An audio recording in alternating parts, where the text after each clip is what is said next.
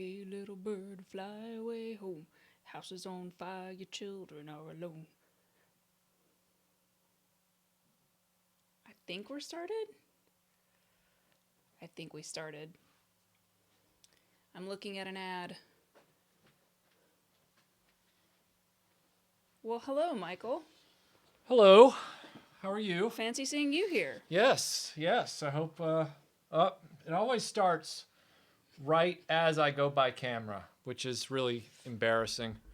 All right, everybody. Welcome to the Lockdown live stream number 6. We're doing these every Saturday through the Great Unpleasantness. Today, our topic was, I believe, chosen or suggested by somebody on the last Saturday live stream. They wanted a live stream about the Marvel Cinematic Universe. So we had just done a live stream. It's such a narrow topic. Yeah. First of all, let us know if you can hear us okay. You should be able to, but just in case you can't, let us know and we'll fix that real quick. We are operating still on a skeleton crew because of the self-imposed Just like in Return quarantines. of the King, those skeletons, they Right. just sweep right in and... Sorry. No, it's fine. So we are going to do an entire live stream today on, if I can get this microphone set up right. We're going to do an entire live stream today on the Marvel Cinematic Universe.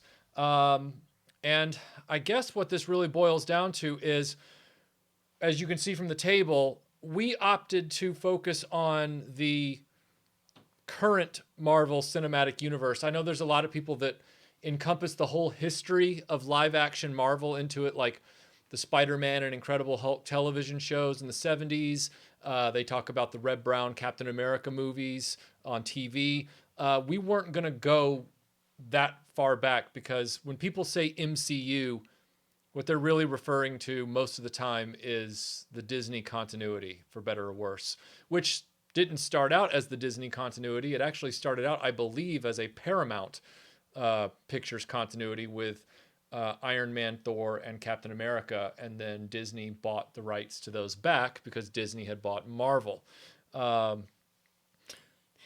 Wildstar Studio says the less said about Red Brown's Captain America, the better. And yes, Jeff, this is a Priest t-shirt because Judas Priest rocks. So I guess we'll just start at the beginning. Melinda, tell me about your experience seeing Iron Man, the original Iron Man, the first time. Like, were you coerced into going? Did you know what it was? Were you excited to see it? What year was that? 08. Wow, that was like the year before we met. Mm-hmm.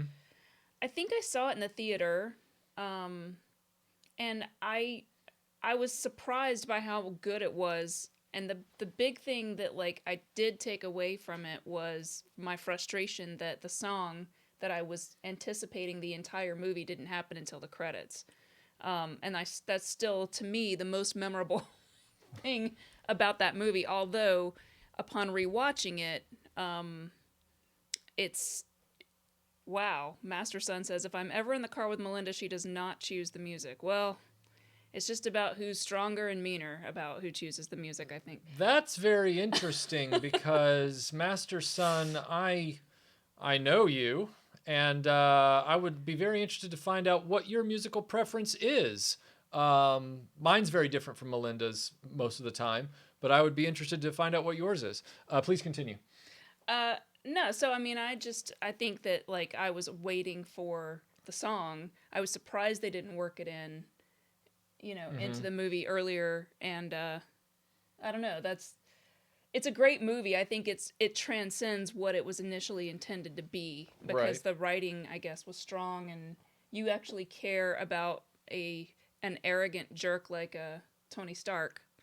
But I might win some hatred for saying that because a lot of people seem to love Tony Stark now because whatever. But real quick before we talk about your impressions of it, Charles Phillips, thanks for the super chat. He says, T-shirt appreciation super chat. I have the cap shirt Michael is wearing, and I love Judas Priest. So, yeah, I got this actually at the concert and made Michael go to see the Firepower tour. It's pretty awesome. Yeah, I didn't have a Marvel costume, so I know that people got used to me being in like various costumey type things the last few live streams, and I don't have a Marvel costume, so I just grabbed the one thing I own. But if you did. Oh, if I did have a Marvel costume, it would definitely be a Captain America. I think you should do a version of your Superman shirt thing with Captain America. I could try that. Yeah, I mean, Captain America doesn't wear a cape of any kind, so an outer shirt becomes kind of pointless. Well, no, but you could sort of like take that inspiration and do something different with it. Vinkman, thanks for the chat. He says, nice cap shirt, Michael. So people are enjoying your shirt. Yeah, my impressions of the 2008 Iron Man were, I knew who Iron Man was, obviously, from growing up as a kid into comic books. The one Secret Wars figure I owned that I wanted as a kid was Iron Man, but he was never, I'm not going to say that makes him one of the superheroes that was top of mind for me growing up. It's just, he was the coolest looking figure, therefore I wanted that figure in the line. But as far as the movie, I was like, oh wow, Iron Man of all characters is getting a movie. You know, that's cool. Yeah, and I didn't know anything about Iron Man prior to the movie, and so I kind of went in with no expectations at all, and I think that was, for me, it was helpful because it wasn't like going in to see a Star Wars, add-on movie, whether it's a prequel or a sequel.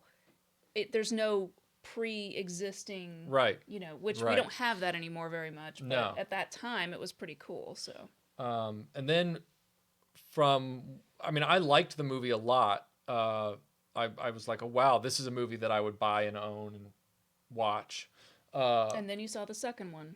Well, it's funny that you mentioned that because we went to see the second one. Yes, I remember. And I liked it more than you, admittedly, but mostly because I enjoyed Mickey Rourke. I was like, oh, it's a lackluster sequel that thought, more was more. And Matt Movies, thanks for the super chat. He says, which Cap suit from the films is your favorite? Also loved your To Be Fair video. Oh, thank you, man. I hope you're doing well. My favorite outfit from Cap's run is probably the one from First Avenger after he rescues Bucky. So the very first Captain America, true Captain America suit. I really liked the way they incorporated the denim and everything and the striping into the webbing and the web gear and the ammo pouches and things like that. I thought they made it very smart and as functional as they could. That's not to say I don't like some of the other outfits. But like, for example, I love the movie Winter Soldier. I do like his, what they call stealth outfit, but it's not something that I would choose to invest in and own and everything like that. My favorite, actually, I should take that back.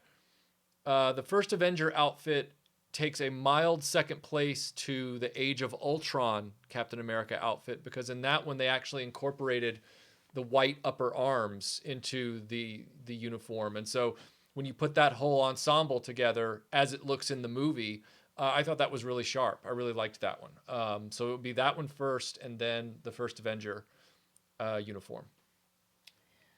So what are these are just questions that are coming up in the chat. What are your top 3 MCU movies? Oh, man. Do you have a top 3? I do really like The Winter Soldier. Uh-huh. I really like, I like Guardians of the Galaxy and Guardians of the Galaxy 2. Mm-hmm. I don't really know which one I would pick because I like different parts about them. Right. And, I don't know if I would say it's the best, but like what I want to say is Doctor Strange, just because it's different and it's very flawed and it has a lot of issues, but I did enjoy it way more than I expected to, which is always a great feeling for me because usually I go in with a bad attitude and then I dislike it even more than I expect to. So going in with no expectations, it reminded me of my experience watching Iron Man. Right. Coming out going, wow, that was way better than I thought it was going to be. Monkey Boy, thanks a lot. He says, warmest regards from me and my cat Ewok. Aw, that's so cute. Scott Knudsen says, I believe Marvel Studios was lucky to start with only B-list character movie rights. If they wanted to make money, they knew they had to be good movies, not just X-Men. We know you'll buy the tickets. Yeah, that's a great point. Yeah, it's a great point. Those X-Men films, I got dragged into. I had seen the first 2 and was bored with the first 2, and I got dragged to the third one, and after that I was out. Eventually, Melinda and I watched some of the ones that Hugh Jackman had been in later. You know, the only reason we were watching them is because Hugh Jackman was in it. I mean, that's the sad truth.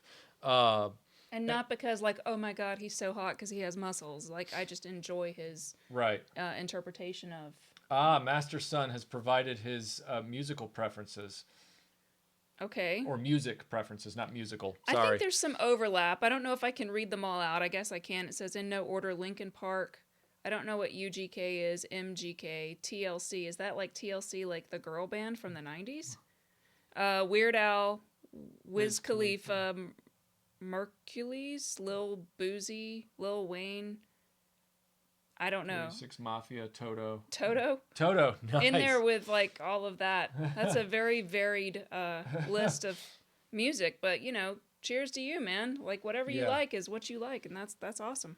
I'd say my favorite Marvel films. I know that they asked to pick the three or pick three, but that's really tough because when we watched Doctor Strange, I had so much respect for the way that movie began. You know, all the way through the middle of the second act. What's so funny? Nothing. What's so funny? No. What is it? I don't want to read it. Oh, okay. Was it bad? It wasn't toward you. Was it toward you? It was toward the list of music. Oh, okay, So know, it's just it was just. Listen, I like a lot of different weird music too. Someone wrote, "Does he have a head injury?" So I assume that it's sort of an interesting blend of music. But I like a lot of weird types of music too. So if I listed it all out, you know, in a group, it's Anyway, so Monkey Boy. Yes, I do like Opeth, and I do love the song Melinda. My preferences across the MCU are very different from a lot of people. So, for example, while I would say that Winter Soldier is the best MCU movie, bar none, like I would always put that one on top. Winter Soldier. I think it's great. Yeah. Absolutely. There are ones that I like that nobody else likes. Such as Age of Ultron. I think Age of Ultron is the best. People don't like that? No. Why? They said it was the weakest Avengers film, and I'm like, upon revisiting I feel like the first one is the weakest one. I think Age of Ultron is, and the reason I think that is because I've wanted to rewatch it like 10 times ever since I revisited it. I really, really like Age of Ultron. I also, this is not a popular opinion, and look, I'm not saying this because it's unpopular. I'm saying it because that's the way the cookie crumbles. Stop being a hipster. I'm not trying to be a hipster. One of my other favorites, as you know, is Ant-Man and Wasp. I like Ant-Man and Wasp a lot. Yeah. I just find that movie to be.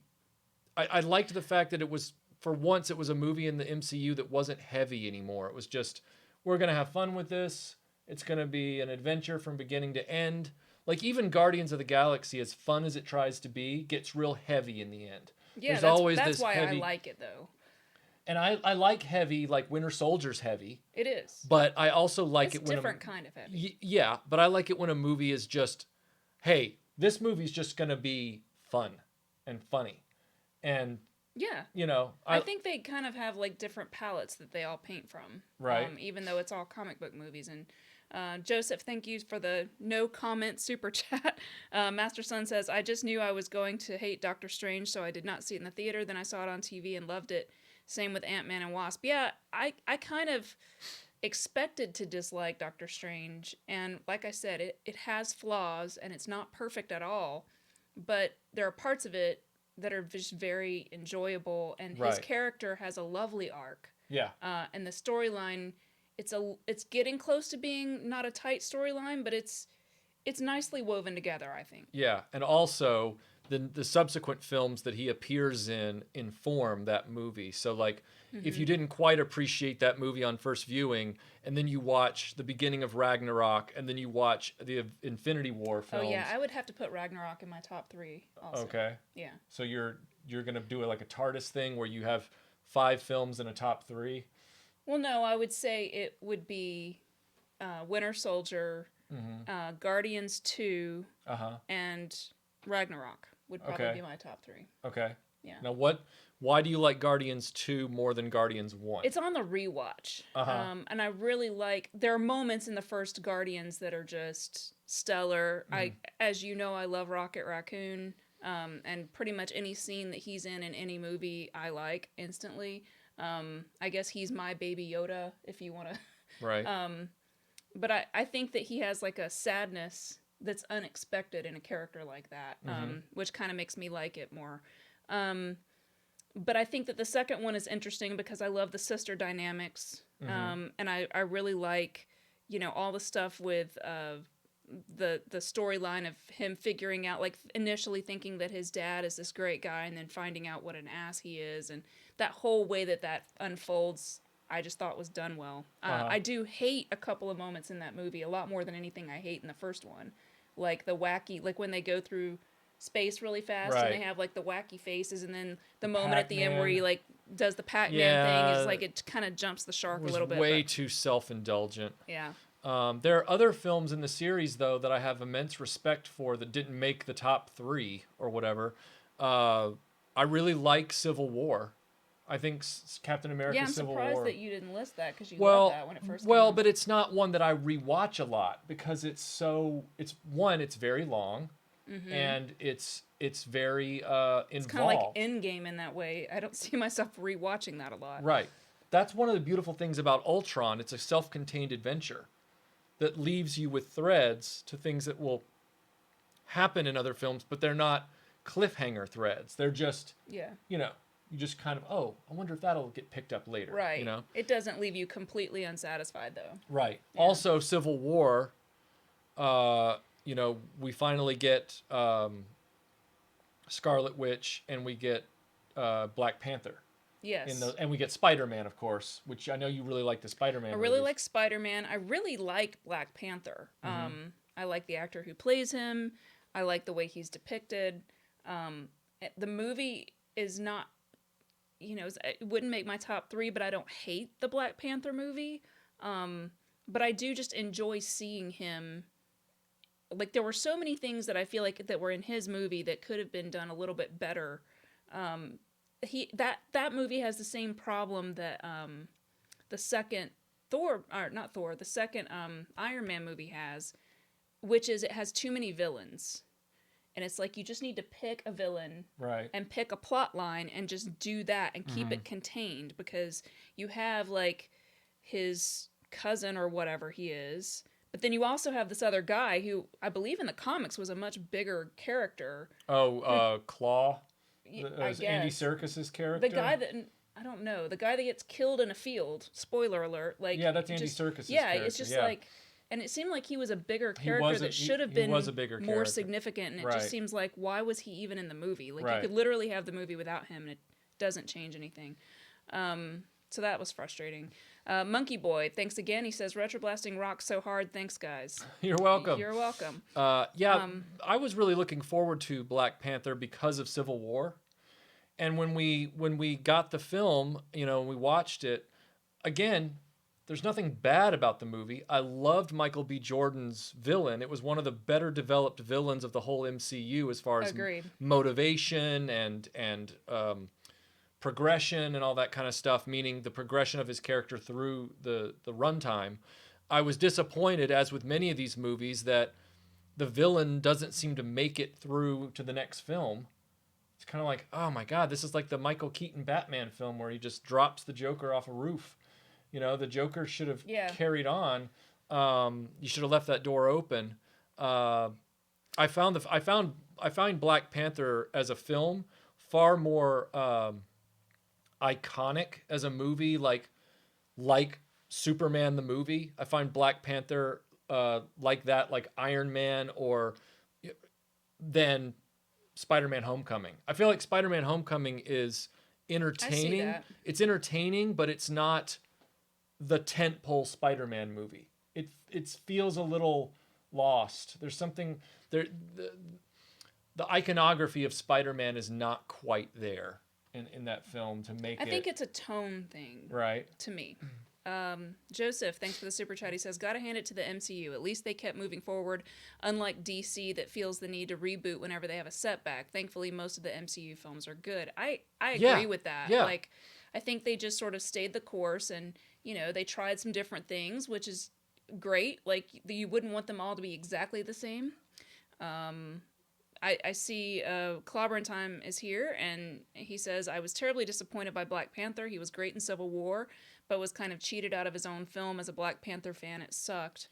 I mean, yeah, I was really expecting a lot more from the movie. However, I'm hoping that with his inclusion in Infinity War, when he gets his eventual sequel, that it will be, now that the character is established, we'll get, a Winter Soldier level film from his sequel.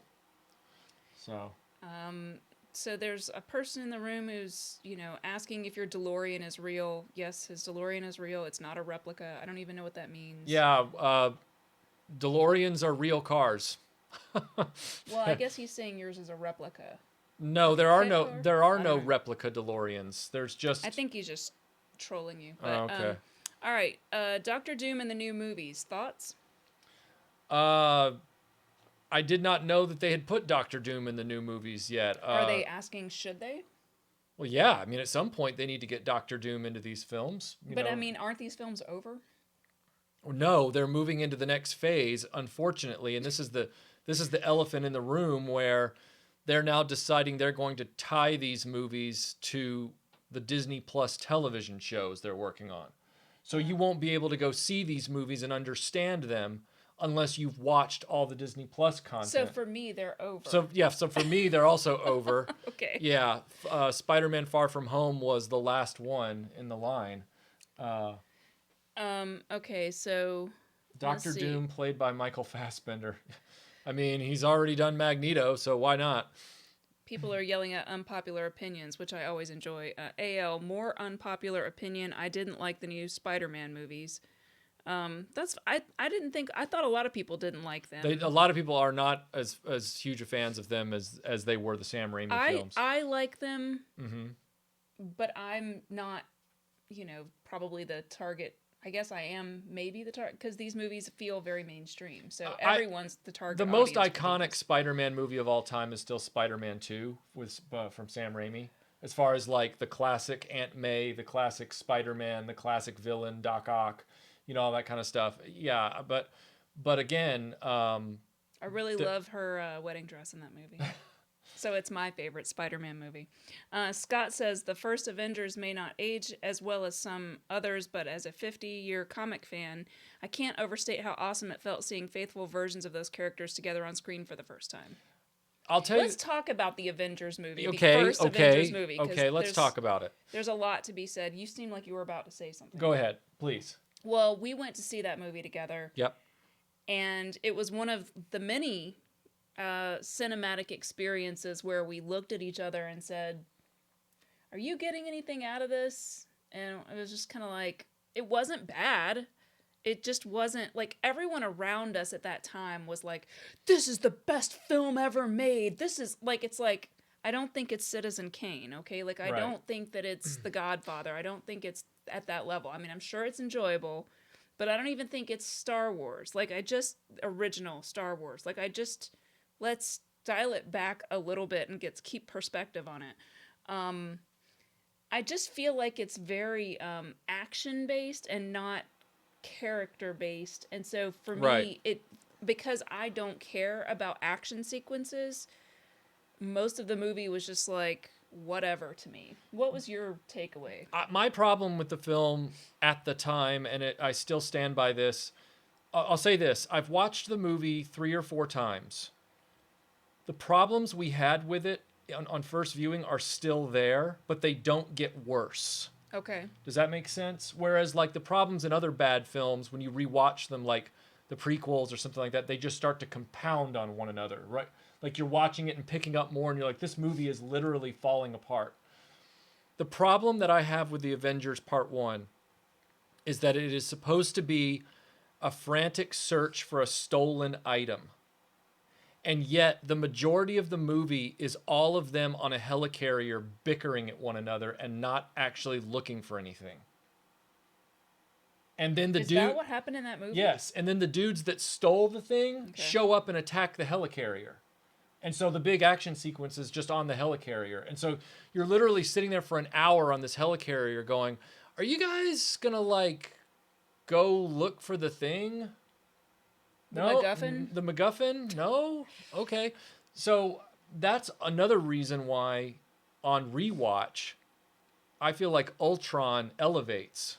Mm-hmm. You know, whereas before, when people first saw Ultron, including myself, the people that loved Avengers 1 were like, man, Ultron is just like very weird and plot heavy, and it's just What happens in Ultron? It's the one where Tony Stark and Mark Ruffalo accidentally create this AI that kills or tries to kill Jarvis, the other AI, and it becomes this big robot, this like Terminator robot, and David Spader plays the voice, and he's like, I'm going to save the world by, you know, bringing humanity in line, and I'm going to protect the Earth. My job is to protect the Earth, and if I have to do that by killing every human, then I will. And yeah, so it's kind of like classic classic sci-fi. Right. In the sense that, like, I'm going to deliver world peace, which is only accomplished by killing all of humanity. Right. And then in the background, the Hydra people had been working on the girl, Wanda, and her brother, who was the fast guy. Yeah, yeah. And I don't remember that movie as much, but yeah. I mean, I don't remember hating it or anything.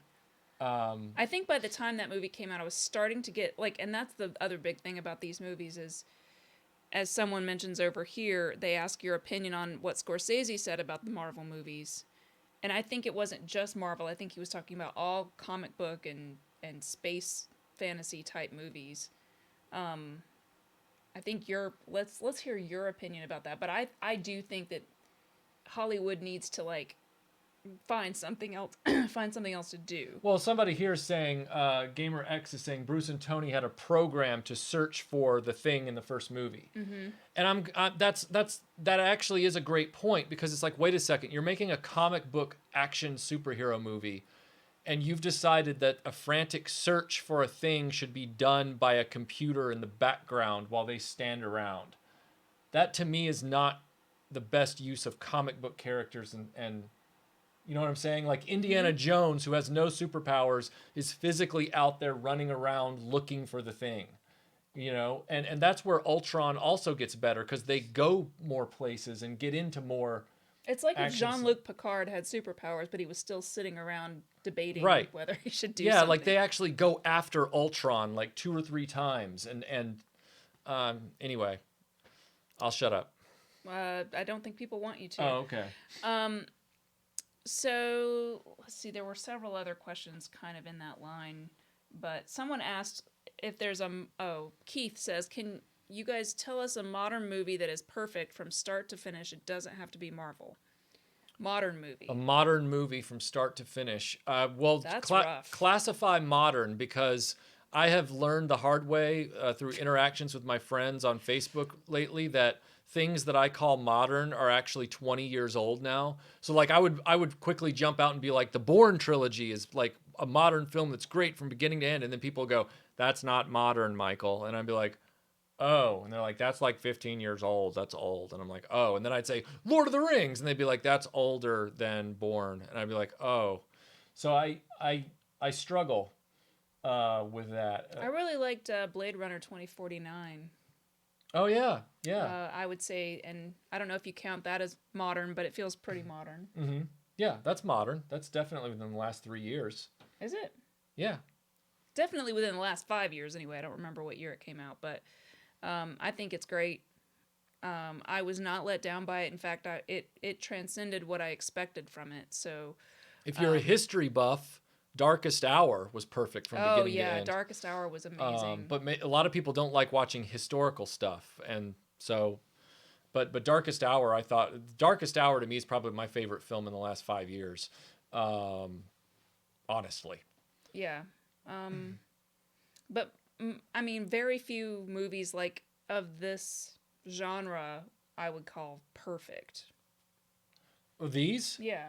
Yeah, I mean, like I would say the closest one to beginning to end perfection is Winter Soldier when it comes I to think so too. I think it's the building and strongest one. yeah. I think a lot of them are solid narratives overall, but you know they lack in places. Like I rewatched the first Thor a few months ago, and It's better than you remembered, isn't there's it? nothing egregiously wrong with that movie. It's No. just not terribly memorable after you're done. Well, I Like think that's true of a lot of these, and I think going back to the Scorsese comment, I think that's kind of part of what he's saying, and I think the other part of what he was saying as a filmmaker who really cares about film and film history, and not me, him. I think he's sort of talking about what you were talking about in your not your one your video you released today, but the other one that was right before it, right the Iger sanction. sanction, Yeah. which is, you know, the corporatization of the filmmaking industry and the decisions that are being made about what films to make and how to make those films and how to market those films and what to include in those films, and all of those kinds of things feel very focus grouped and corporate instead of creative, Right.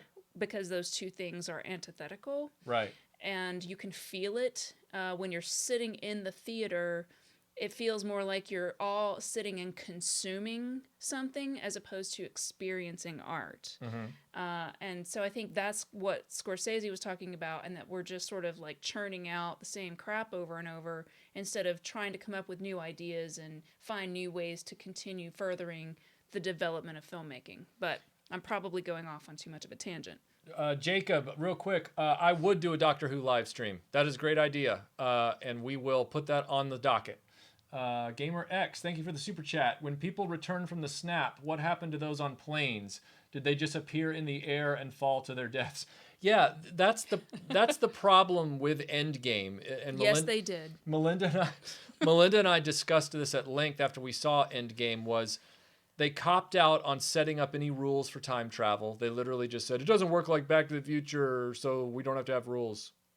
And I'm going, at that moment, I looked over at Melinda and went, oh, crap. They're literally just trying to not have to write rules for what they want to do. And the snap is the same problem.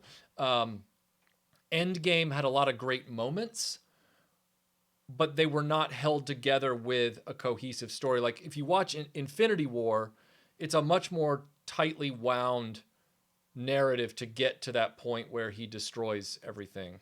But the build back from that, there, like I said, there are a lot of good things about Endgame that I really liked, but there's a lot of things that it's like they're forcing you to shut your brain off, and I hate it when a movie makes me do that. Well, it also feels like they are.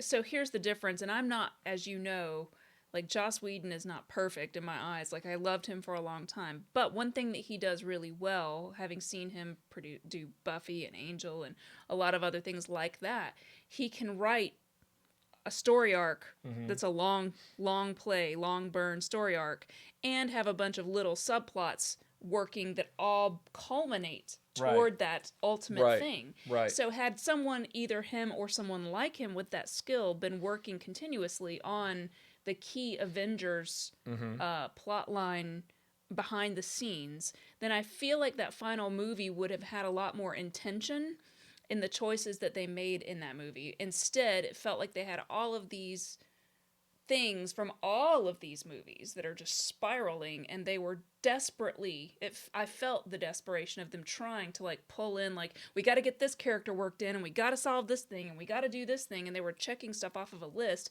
and that's what it felt like when you're watching it, instead of feeling like, holy crap, this has all been building from that first movie, and that's like mind blown moment, and you didn't have any of that. It was more just like, oh yeah, now that's gonna get tied up. Well, it's almost like they knew that they had perfectly built it to the Infinity War half, and that all played out just fine. But then they were like, how do we finish this? Right. Well, You know? yeah. It's almost like they went, oh crap, it's like Battlestar Galactica. Like, who is a Cylon? Well, oh my god, like, we didn't think about how we're going to end this thing. Like, it just felt very sloppy at the end, which is weird considering how much continuity they had to have through all of these.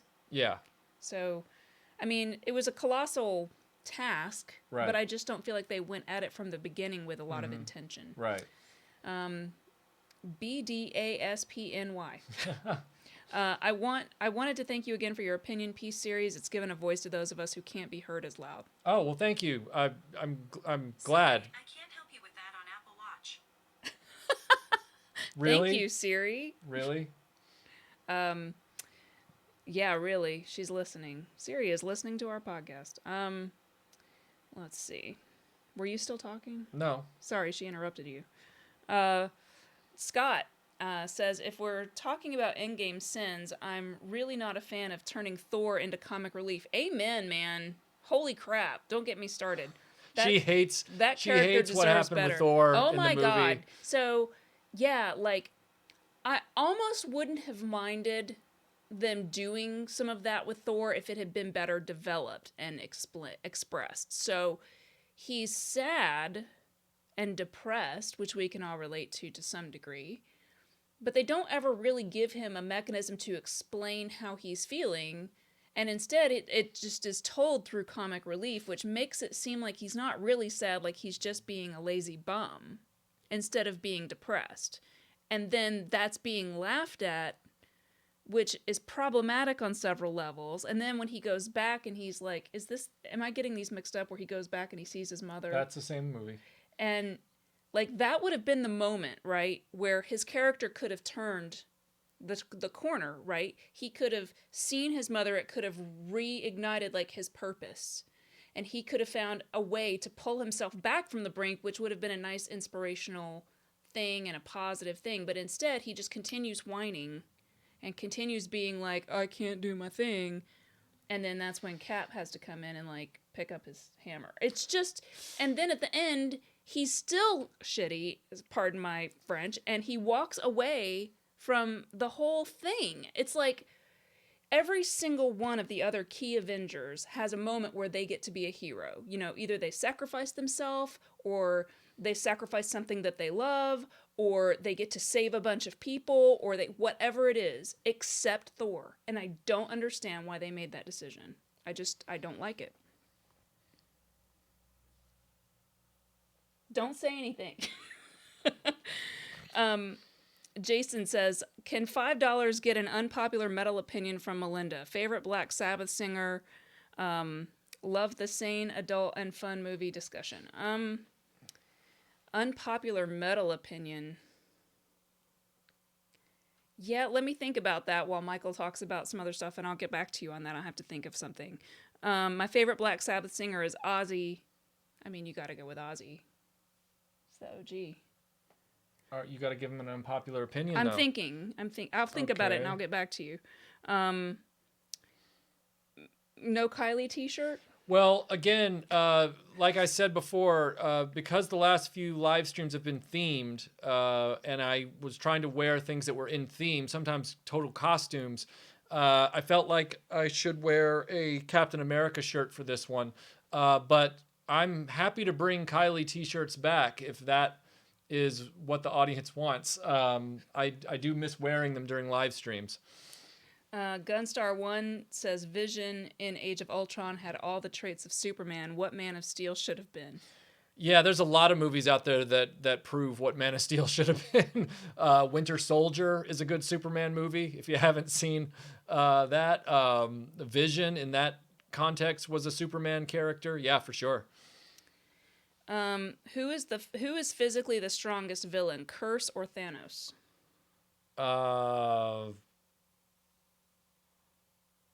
Gosh, I imagine that you could make an argument for either, depending on what era of the comics you're talking about. And Clobber in Time, if you're watching, what do you think? Which one is stronger, Curse or Thanos? I'd be interested, because he's definitely very knowledgeable on so many more levels than almost anyone I know. Yeah. So, Fat Rob is hashtagging bring back Kylie.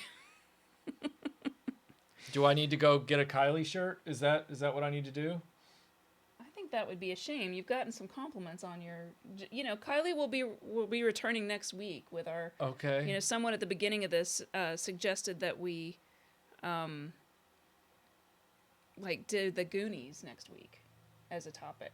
The Goonies. I don't know if I can talk about the Goonies for 2 hours.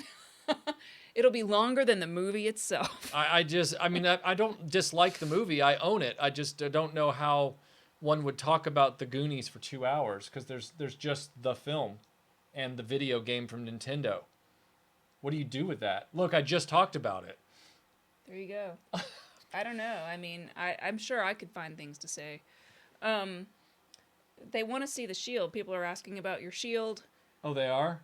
Yeah, I made him get it off the wall earlier because I figured we would want to show that, so.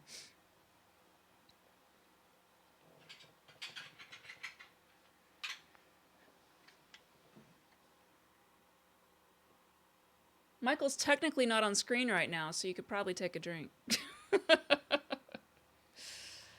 Ghost says he would love to see you dressed as Data. Data?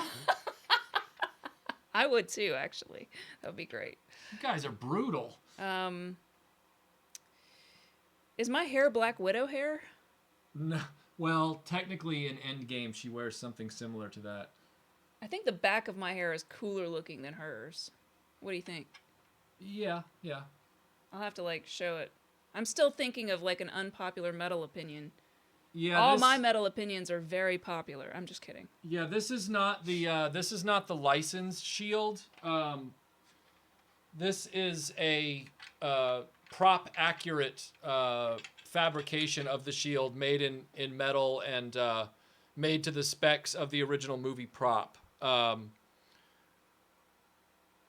So yeah, this is made to the spec of, I believe, the Winter Soldier / Ultron hero prop. Clobber in Time says, Thanos, gauntlet down. Okay. I mean, I would trust him for sure on that one. Jay says we could do movies with maps. Goonies, Romancing the Stone. That might be interesting. Movies with maps. Movies with maps? All right. I mean, that's a cool concept anyway. You could probably do all kinds of weird things. The best Hulk movie was not even the Hulk. It was either Ragnarok or Avengers. What do you think was the best Hulk movie? Well, I would agree with Master Son on the fact that the Incredible Hulk movie is not the greatest thing. Yeah, I would say Ragnarok is probably the best Hulk appearance on film. So they haven't given this actor a Hulk movie, correct? They haven't given this actor, but officially in the MCU continuity, the Edward Norton film doesn't count. It does count. Not in my mind. Well, not in your mind, but in their corporate continuity, I don't care about corporate crap. I'm just saying, this guy, can't think of his name. Mark Ruffalo? Yeah, that guy. It seems like he should be getting, everyone else seems to be getting their own movie. Well, they're still rumoring that might happen at some point. I don't know, because the Hulk is partly owned by Universal, the movie rights. So that's the hang-up. And so Universal will only let Stupid corporate crap. Yeah. All right, so let's see. I liked the Hulk poodle. I don't get that. I'm sure someone It's will. probably from one of the films, if I recall. Which character would you like to see appear in future MCU films? That hasn't already appeared? I assume that's what they mean. Look, I've made no secret of the fact that I wanted an intro to, now that they own Fox and they own the X-Men, I wanted an intro action sequence to a Spider-Man movie where it's him, Iceman, and Firestar saving New York from something. Even if it's not the whole movie. Because they've set up the Spider-Man universe in the MCU to have been equipped and his benefactor was Tony Stark. Well, guess what? That's the setup for Spider-Man and his amazing friends, is that Tony Stark provides him, Firestar, and Iceman with all the stuff they need to be superheroes in New York City. So I'm sitting here going, okay, you've literally done that. Where is my Firestar, Iceman, Spider-Man action scene? That's what I want. I do. I want that. You can have it. I do. Yes. All right. So, Monkey Boy says, yeah, Ghostbusters live stream. I think somebody else may have said it too. Okay. That sounds like a good idea. And then somewhere down here, Clobber Time says, I picked Thanos, but to be fair, Curse sucks because I hate Spawn, so I admit some bias on that point. Well, I haven't read Spawn comics, but I watched the movie again recently, and wow, does that not hold up at all? Yeah, that movie's terrible. Woo! Man, it's even worse than I remembered it. And I didn't have high thoughts of it. And that's two for Leguizamo. Between Spawn and Super Mario Brothers, the guy just could not get a break. And it's not his fault, I don't think. Nah, his agent and him just didn't pick the right project. I think he liked wacky things. Like, yeah. Tu Wong Fu, wasn't he in Tu Wong Fu? Yep. I almost liked that movie a lot better than either one of those. Scott says, it's not only the best script, but between the opening on the ship and the elevator, I'd argue that Winter Soldier has the best action scenes in the MCU. Oh, yeah, no doubt. The Winter Soldier has the best... Isn't that the one with that's the elevator scene? Yeah, that's probably the most memorable one. Yeah, the Winter Soldier just has the best execution all the way around. And, much like... Temple of Doom was inspired by Gunga Din and not Raiders of the Lost Ark. Winter Soldier was inspired more by 3 Days of the Condor than it was Captain America First Avenger as far as tone and general setup for things and the kind of threat that Captain America's up against. So thematically, they drew inspiration from something very interesting, and it shows. Whereas I think later MCU movies have kind of gone up the MCU's rear end, so to speak. Like they're starting to just eat themselves. And I hope that rights itself at some point. Melinda does realize that Cap handles Thor's hammer throughout the comic books. That sounds very lewd. Jay, we did a Indiana Jones live stream like 3 weeks ago. So if you want to talk about Raiders, we did that live stream. We did an Indiana Jones live stream a few weeks ago. Let's see. Ghostbusters live stream toys and movies talking one. Yeah. I mean, yeah, we can certainly do that, George. We can do that next week. Done. Well, somebody requested that we do a World War II films live stream. Is that what you want to do next week? No, we can do Ghostbusters. I know it's highly, requested. But at some point, I think it's a really cool idea to possibly do a World War II movies live stream like this. I think that'd be fun. Okay.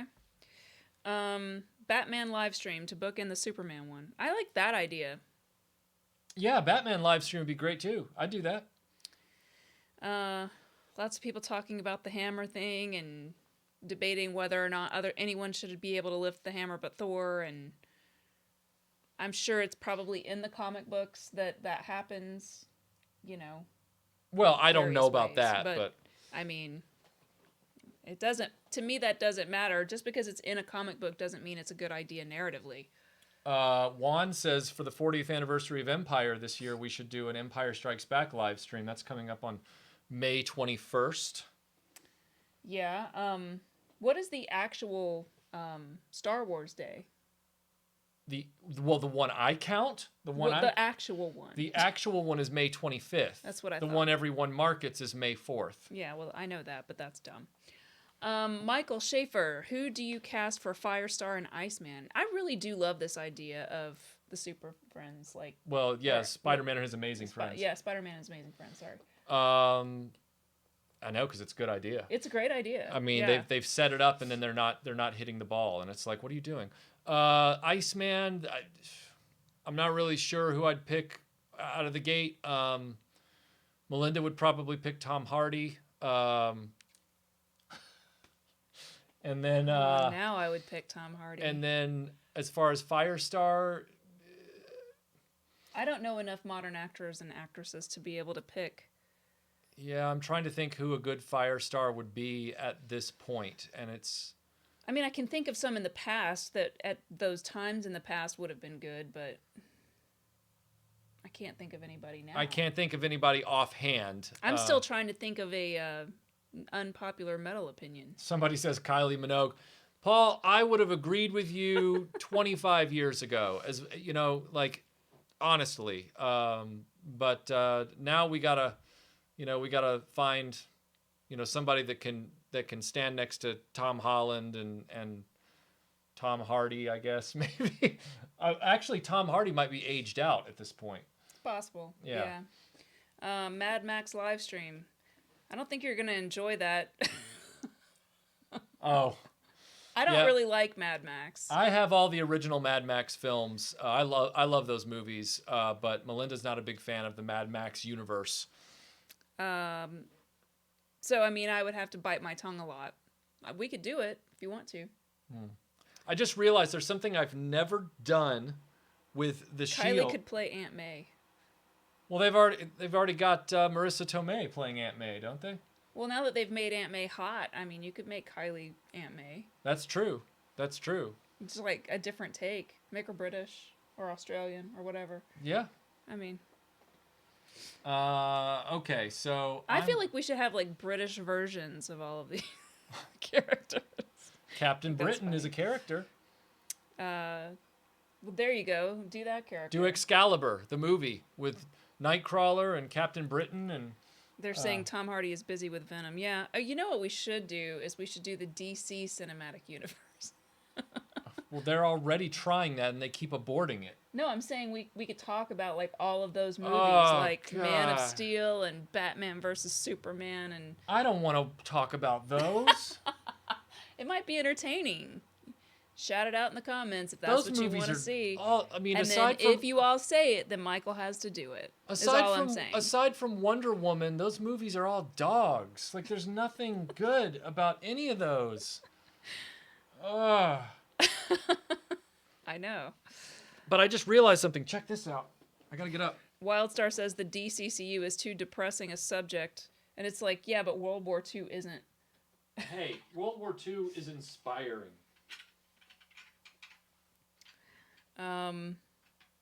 Let's see. How about the offshoot Let's see. How about the offshoot superhero movies of Marvel, like the Fantastic Four movies or even Deadpool? Yeah? Are those counted as part of this? Check it. I'm Captain America in World War II. Wow. What? Nothing. That's great. I thought it was cool. I thought it was really cool. Whatever. No, it's great. No, Can no. you explain to them why you're Captain America In World War II, because this is what he carries in the movie. And what is the name of that for those of us who aren't? It's a Thompson. Okay. It's not real. It's a prop. No one's saying it's whatever. Anyway, I thought it was neat. I think it's great. I'm gonna go sulk. I think you did a great job. Let's see. People are yelling guns. Jeff says, and thank you for the super chat. He says, "Did you ever get into Captain Power, and is that a topic you would ever cover?" He's listening to me, but he's not near a microphone, so I'm sure he will answer when he gets back over here. Did you hear the question? Yes, Captain Power. Captain Power is to Melinda's right. I've had it since I was a child. I plan to do a video at some point, but I'm trying to get the big base before I do that. Master Son says, one word, Plastic Man. Oh yeah, I know there's people that love Plastic Man. I liked him well enough in Batman: Brave and the Bold, but that whole series was a comedy. I don't know how I feel about him as a Melinda and I watched Shazam. Oh yeah. And it wasn't bad, but it wasn't very memorable. Like, I can't see myself sitting down and watching that movie again. I can. Okay, well, she can. I like it. So she might like Plastic Man. Who knows? I don't know. All right, see, I can't predict anything anymore. I'm unpredictable. AL says you need the helmet. Have you ever thought about getting the helmet for Captain America? I mean, I could at some point. Yeah, I've thought about it, but then I think if I'm going to get a helmet, I might as well get an actual World War II M1 helmet. What? What's so funny? Now that Thanos is defeated and the Infinity Saga is over, who do you think should be the next big bad? Well, I think Doctor Doom should be the next big bad. That's my vote, is Doctor Doom. Well, my question is, as someone who doesn't follow any of this, are any of these same characters just going to be recast by younger actors, or? Or are they just going to get a whole new lineup of new superheroes? The X-Men and the Fantastic Four will be recast because they're being brought in for the first time. Was that Super Chat about Captain Power, that first one? Yes. Oh, okay. Yes. Kal-El48 says, sorry I can't stay for the entire live stream, but I love the channel. Keep up the great work. Thank you. Thanks. Noah says, I would love a standalone Doctor Doom movie.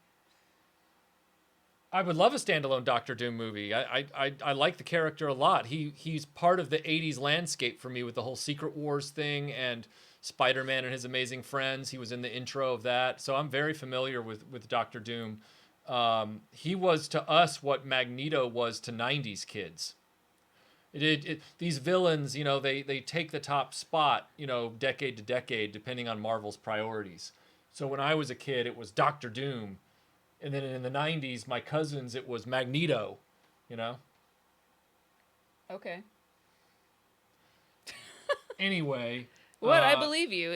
I like this question. Did the Endgame theory of time travel work for Michael? Because it didn't for me. No, it didn't work for me because they literally say in the movie, we're not going to have any rules. They're like, no, anything we do won't affect anything else because... And I'm going, well, that's convenient. That's so the writers don't have to worry about what they write. And I find that to be rather lazy, honestly. Because then... I feel like the time travel plus the snap thing were both very, very difficult subjects to put in, or topics to put in the movie to manage. Right. And then they didn't push themselves to try to follow it through so that it kind of all tied together nicely. They just said, whatever. Yeah. No one's going to think about it that hard. Or if they do, they can just argue about it like we're doing right now. Yeah. I would have no problem with a Lobo film, provided it was standalone for DC. I don't want it tied to their terrible cinematic universe. They make a standalone film and it's fun and they just keep Lobo his own franchise. Great. JSP says, I wouldn't mind seeing a live stream for the first 2 Terminator movies. James Cameron at his best. Oh, JSP, but if we do that, we open up the can of worms that is the rest of the Terminator franchise. Oh, we'd be talking about all of it. We'd have to talk about it all. So, are you willing to open that Pandora's box? Yes. Midnight's Edge says, yeah, they should have used Back to the Future rules for Endgame. Yes, they should have. Yeah. And it's great to see you here, Midnight's Edge. I've been watching all the content you've been dropping lately, and it's been awesome. Let's see. A Lobot film? Wow, Eric, you are digging deep. I wouldn't put it past Disney to do a Lobot film at this point. Why not? Okay, what's your thoughts on watching Incredible Hulk before or after Iron Man 2? Watching Incredible Hulk after Iron Man 2? Before or after Iron Man 2? Oh, I usually watch it... I want to say I watch it before. Hold on. I took a picture of these because I have them in watch order on the shelf. Let me look at my photograph to confirm which order I watch it in because it gets muddy. All right. Let's see. What questions can I answer? That controversial metal opinion is a tough question. I'm trying to think of things that maybe I like that other people think are cheesy. I like a lot of hair metal bands because I just have here's one that's sort of very mild, but Cinderella I think is not a crappy band. And they get and Skid Row is another one where they get lumped in with hair metal, but I think that they are actually very talented musicians and that their music transcends above things like, what was that band I called out last week that's things like Faster Pussycat and, that LA glam scene, those bands. There are still some really good bands that, they have big hair, but I think they use the big hair to get sold, but Cinderella, for example, has a lot of good blues underlying them, so probably more than you wanted, but there you go. I answered the question. I watch Incredible Hulk before Iron Man 2, as I thought I did, yeah. I don't love Kip Winger, Skookum Trooper, but I know that there's that whole thing with Metallica versus Winger via Beavis and Butthead or whatever. I just thought that, like, I always, even back in the 80s, thought Kip Winger was a creeper because of his creepy She's Only 17 song. And so that is kind like, and just his, like, he thinks he's so pretty, like, and you can tell by the way he's, like, leaning into the camera. And so by that point, I was really into Metallica, who, like, deliberately were like, no, we're ugly, like, and we aren't trying to be pretty, and that's not what this is about, is like looking like hot chicks. Like, we're literally trying to make awesome music. And so that, I think, is the reason why I don't like Winger. But he is a very talented guitar player, so I was just listening to your thoughts. Sorry, I got Metallica versus Megadeth. Yeah, that's always a thing, but you guys know I love Megadeth more than Metallica. Even Michael loves Megadeth more than Metallica. It's true. Melinda, are you talking about Rick James? No.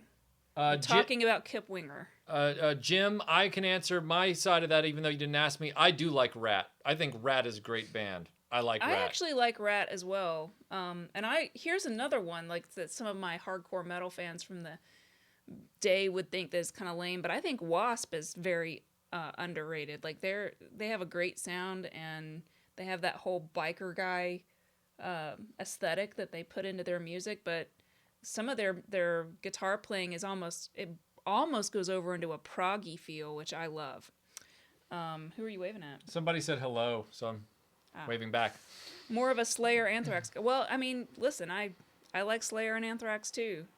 I would say I like Anthrax possibly more than Slayer, but I know that's sacrilegious. Let's see. Favorite Megadeth record is So Far So Good So What, because it was my very first metal record. Rust in Peace is up there, but I like So Far So Good So What. MCU doesn't stand for Metal Catalog. I'm just answering the questions. I know. There's a lot of metal fans in the audience. They always enjoy talking metal. Let's see. Hey, Melinda, any love for soft rock music? If so, give me an example of what you mean by soft rock, because when I hear soft rock, I think of, like, who's that band you always listen to that I can't stand? Chicago. That's what I think of. Hey, but that's more like soft pop. So Chicago is awesome. What is soft rock? Give me like three music things. And there's nothing wrong with Chicago. Love me tomorrow. No. Won't you please promise me? Look, we could go round and round about Rat all day. Thank you, Scuba Pete. That was awesome. Round and round, my love will find a way, just give it time. What comes around goes around. Okay, well, speaking of round and round, I know System of a Down. Yes, I do love a lot of favorite Kylie tune, Rhythm of Love, 1990. Which is also Step Back in Time. Which is also a Scorpion song. Favorite Kylie tune is Step Back in Time off the Rhythm of Love album, 1990. Okay, so he's giving me some. Hang on. Barry Manilow, Air Supply, Christopher Cross. I mean, I actually do kind of like, or at least respect, Barry Manilow. I don't really listen to a lot of it. You know who I do like, though, is that guy. Who's that guy that sings Sailing? Christopher Cross. Yeah, that's Christopher Cross. Yeah, I like that.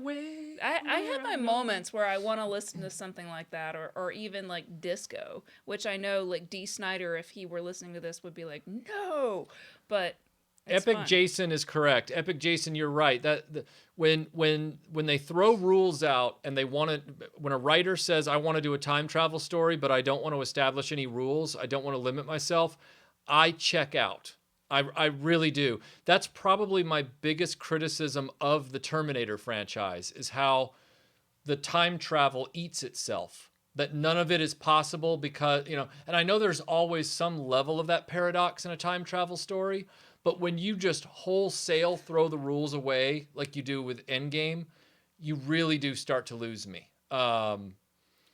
I feel like Back to the Future has the best time travel rules as far as explaining them for the audience. Part 1. The other two films, well, the second film breaks that. The third film, not so much, but the second film breaks that a little bit. Someone literally just wrote. Eric wrote that. No, somewhere up here he wrote, "I'm having a good time," and that just made me happy. Let's see. There's so much metal stuff, and I'm just gonna like leave it by the side because I feel like people want us to stay on topic. But Angelica Blackfeather says, just wanted to give you guys a little bit. My dad and me watch you every Saturday. Oh, that's awesome. Oh, thank you so Thanks. much. Somebody go back up a little bit. Somebody said something. Did Michael pick a soccer team when I was in England? No, I did not. Michael, because that was death. Michael, did you ever collect the Marvel Masterpiece card collection in the 90s? No, but my brother did. I did not. Is that the build of a Hulk figure? Is that the build a Hulk figure? Yes, that's the Build a Hulk figure. Yes, from the Ultron era. Have you already talked about your exposure to the Avengers before these movies were made? My exposure to the Avengers prior to this was in the 80s. It was Secret Wars and the Secret Wars toy line. And then occasionally their appearances on Spider-Man and His Amazing Friends. In the 90s, it was just being in comic book shops and picking up the occasional issue of Avengers. But I did not collect it. I collected Spider-Man and I collected Superman, and then I collected occasionally I collected Batman, and then I collected various Star Wars comics. Oddly enough, I collected the Star Wars comics out of a sense of obligation and rarely, if ever, read them. And then I eventually sold all those. I kept my Spider-Man, I kept my Superman, sold my Star Wars stuff. So Michael Johnson mentioned Rod Stewart, and I'll give you a sneak peek. I'm in the middle of the edit on our newest Dreamland podcast, which is going to have a slightly different format, which is kind of cool. And I do mention Rod Stewart in that podcast, so that should be coming out very soon. Kevin Higgins says, what's your favorite Marvel Legends figure based on the MCU? That is a good question. I probably really like the duo of Ant-Man and Wasp as figures without the helmets on the best. But I really do like, if you're willing to count head swaps, then I have a Winter Soldier Captain America elevator scene character that I put together that I really, really like. And then I also like the Scarlet Witch that came with the Scarlet Witch Vision 2-pack. I thought she looked really good. So that's my answer there. Stephen Chadwick, thank you for the no comment super chat. And then Scott says, stirring the pot, Disney corporate seems to be increasingly involving itself in the MCU. If that's the case, is there any chance that the films don't go off a cliff in the next phase? I think the films are on a very slippery slope right now to go off the cliff because they're tying them to Disney Plus. I think Yeah. making the Disney Plus content mandatory, like I don't want to have to watch WandaVision, which is the name of the show, in order to understand Doctor Strange Part 2. But apparently I'm going to have to. And I don't like that mandate. I don't think that's fair to the movie-going public that's been supporting these films for the last 12 years. Well, I don't think it speaks highly of a film if it can't stand alone, or Yes. at least within its own series, because like rewatchability in the future Right. becomes very limited. Mm-hmm. You know, they're not thinking about the long game. Right. Jeff Jones says Cinderella is more a blues or southern rock band, but I think the link to John Bon Jovi hurt them. Boy, you're right about that. Simon says we need more ninjas in the MCU. And Simon, you are right. We do need more ninjas everywhere. Let's see. Who was Charlie Lee says, you know this... I'm not reading that. Okay. Did you ever watch The Electric Company? Spider-Man was my favorite part of that show. Yeah, he was the live action. I can't remember. He was live action on The Electric Company, I think, wasn't he? Because I know that there were animated shorts elsewhere. Let's see. Somebody asked who our favorite Spider-Man was live action, whether it was Sam Raimi's, Andrew Garfield, the live action 70s one. I like the way Tom Holland portrayed him in Civil War. I thought he was really solid. I thought that I think he has a real Marty McFly added like personality or Yeah. something that sort of endears you to him. right. Which the guy before him, while I feel like he did a decent job, he didn't have that. Right. and I didn't believe that he was a hopeless dork, whereas this guy, the current guy, I feel like he's a little dorky. I can kind of believe that he would be like a nerdy guy at school that not ever, like, if you're super buff and handsome, like, I just don't believe that you're the underdog. So Right. Spider-Man's kind of got to be a little bit of a nerdy underdog. Right. And that's why I feel like what's his face from Spider-Man 2 that everyone talks about, Oh, Tobey Maguire. Tobey Maguire. I always want to say Toby Hooper, and I'm like, that's not it. Yeah, I feel like he kind of had that a little bit, but those films were so problematic in other yeah, ways. the problem was that Sam Raimi just got obsessed with giving Tobey Maguire scenes where he cried all the time. And it's like, I don't need Spider-Man crying every 5 minutes. That's really. true. I agree. Oh, Clobbering Time. Thank you for the super chat. Yeah, It says, hey, my thanks. friends, remember way back on my show when we named our 10 worst comic film castings? Talk about some of your best and worst castings. I wish I could remember who I said. Well, hold on. Epic Jason, I'm not going to read all of those, but that's a great list of metal bands that you like. I've seen Fear Factory in person, like back in the 90s too. That was pretty cool. And Pantera was my first concert. Worst castings of, well, some of the best castings of comic book films are, I think, evident. Like Christopher Reeve, best Superman to me that's ever, been cast as a live action depiction of the character. I think Chris Evans is a great Captain America. I don't think he could have done better than him. Yeah, I think he did a good job. Yeah. As far as the worst castings, jeez. There's been so many comic book movies that it's very hard to just remember them unless somebody starts listing them out, and then you're like, oh yeah, that was really bad. Look. I've said before on this show many times that an actor doesn't necessarily kill a project for me when I hear about it. It's more about the writer and the director. Yeah. That being said, I do admit that there are times where the casting can kill the depiction after it's over. And the movie itself wasn't well written. It wasn't well directed. And Ben Affleck as Daredevil was not what I wanted to see. That was not... Well, and then the chick who was Elektra... What's her name? Oh, I got it. Okay. She wasn't good either. No, Jennifer Garner. Yeah. But I think the worst... new Catwoman, the worst. Oh my God. Oh, Anne Hathaway? Oh my God. What were they thinking, you guys? What were they thinking? Yeah. One of my least favorite castings in the history of comic book films is Anna Paquin as Rogue. Oh, yeah. She's so dishwater. Like, she's so That's just... unfortunate. It's like... Rogue was a much more dynamic character than this, guys. What have you done? Like, it was a mess. I feel like there's a lot in the X-Men that needs to be... One of the most perfect castings, though, ever, while we're thinking about it, is Deadpool. Oh, yeah. Ryan Reynolds oh my as God. Deadpool He's perfect. He's literally the character. Yeah. King Eric says, are the Inhumans part of the cinematic universe? Has that been established? I don't know. Are they?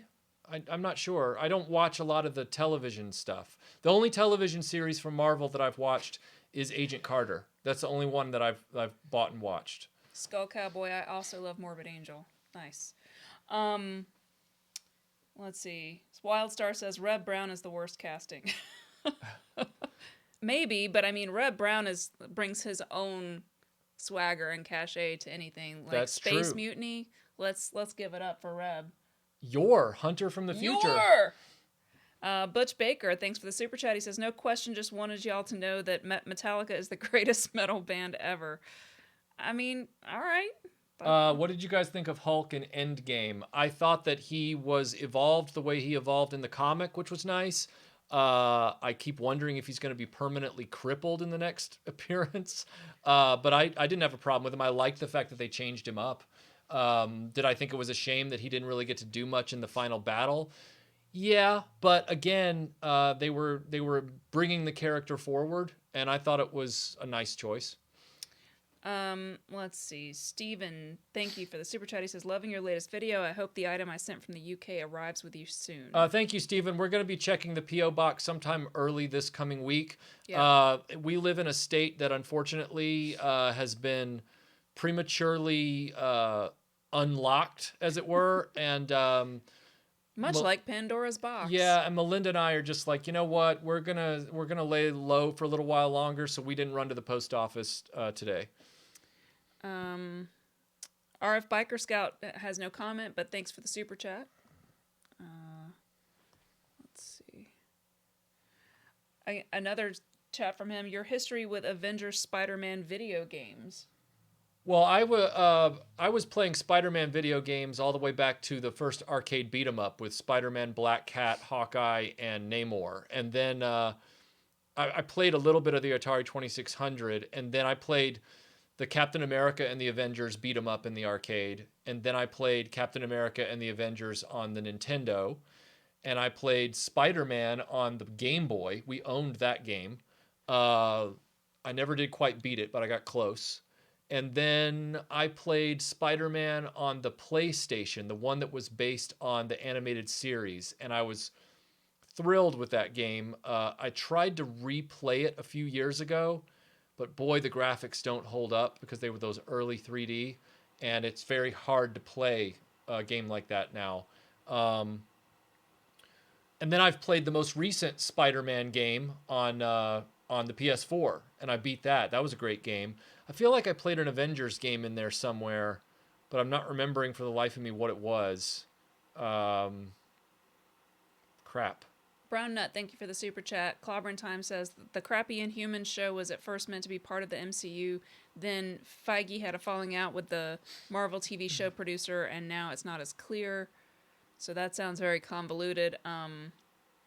Michael and Melinda, any thoughts on doing a Jaws 45th anniversary live stream, especially if it can be done on May 30th, which is 4 days before my birthday? Is May 30th a Saturday? I don't know that, but I mean, Jaws. You know, Jaws is one of those movies that, you know, people really get into, but I don't know how much. I guess there's a lot of trivia behind the scenes type stuff, but the original movie itself, to me, is very slow in plotting on purpose because it's supposed to be like the shark is just coming for you, and it's the build, it's the tension, but it's not an action heavy movie. It's more of a Right. I don't know. What do you think about that? What's the movie again? Jaws. Oh yeah. You're not. I was listening. But you're not like into water. I've always liked. I and like the first film. I've seen the other films. They rapidly devolve in quality. They go in order really. The first film I think it's a very worthy and classic movie. It's definitely a good watch. Do I want to own it on 4K? Yeah, but I want to own it for the same reasons that people want to own like Casablanca and Dr. Zhivago. It's a seminal film in film history. I agree. Would I watch it a lot? Probably not as much. But there are some people who are just Jaws aficionados. Like that's their thing. But it's oddly, funny to me that that's true. But they're not. True. They're never aficionados of the sequels. They only like the one film. Well, I mean, right. Yeah. Right. Although I will say, like, I think if you like the idea of sequels, which I kind of do, like even just watching an idea just completely lose all of its steam, even like Nightmare on Elm Street does that. Like it just gets ridiculous, but there's something about it that it's just fun to watch. Like that, it's like a train wreck. You just can't take your eyes off of it. So Scott. I have a whole bunch of things right here. So Scott says, big problem with the X-Men movies is much of what made the comics great is plots that develop for 20 issues and their interaction with other Marvel heroes that can't be done in a movie or two, unless you're talking about this, in which case they could have done something approaching it, but I feel like they've never gotten the tone of the X-Men right. Right. And they've never gotten, like, a lot of there's so many characters that they really need to focus on a core group of them, and they just end up, as the movies go on, there's just too many things happening. It's like Endgame. There's just so many characters and so much happening that most people, your average moviegoer, can't keep track of all of these characters. They can't. Simon says, worst comic book movie casting, Arnie as Mr. Freeze. I have to say that's a great call. I 100% agree with you. I was watching that movie and I was like, they've turned this character into the abominable Dr. Phibes, which is one of my favorite 70s movies. And if you haven't seen it, if you love that weird 70s Vincent Price type thing, you should definitely check that movie out.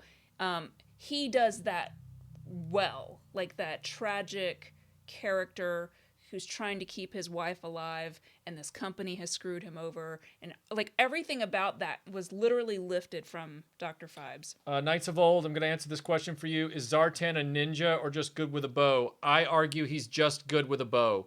I really got tired, all respect to Larry Hama, I got tired of everybody in G.I. Joe suddenly having ninja training.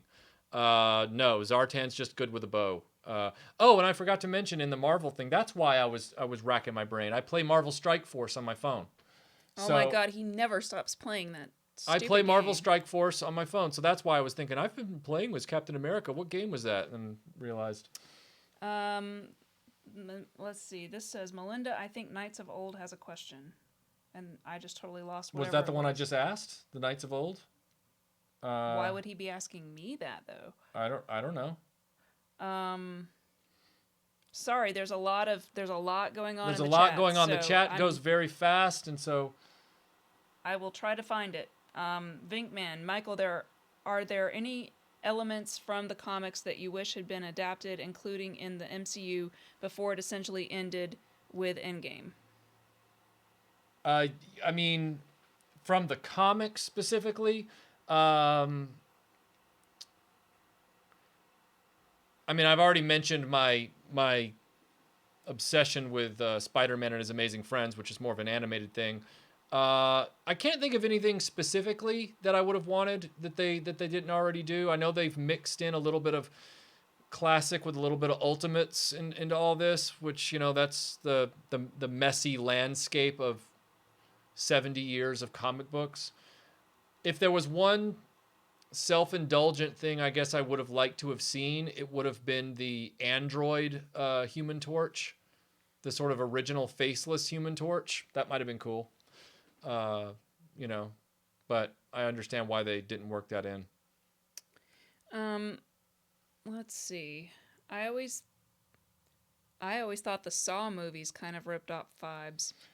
Jay, I don't know about that, but okay. Jay, Jaws, nobody here, at least I didn't say Jaws was boring. Did you say Jaws was boring? I didn't say it was boring. I said it was slow, which isn't the same thing. Yeah, nobody here thinks Jaws is boring, man. I just think that like trying to do a live stream about it might be difficult. Yeah, trying to do a live stream about it would be about as difficult as trying to do a live stream about Goonies.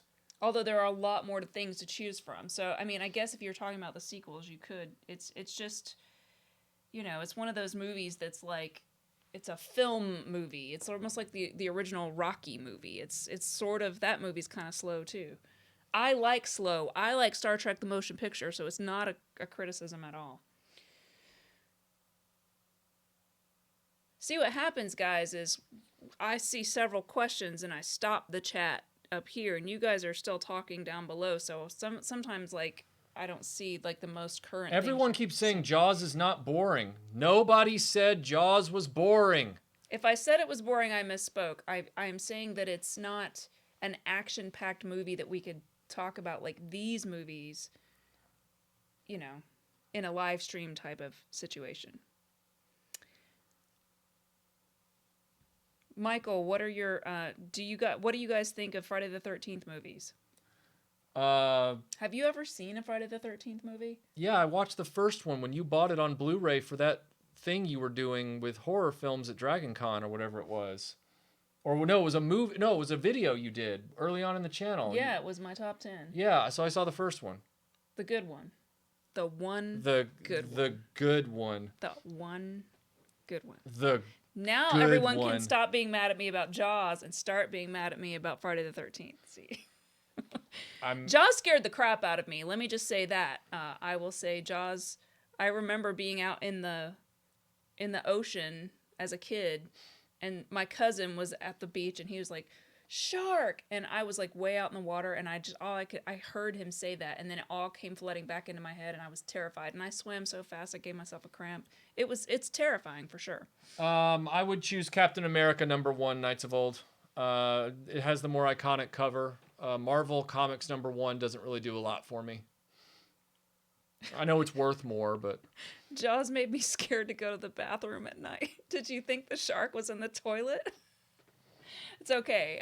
Cat people scared me like from hanging my feet off the edge of anything, a sofa, a bed, whatever. So, James Harrelson says, just arrived to the live stream. Not a fan of MCU Spider-Man.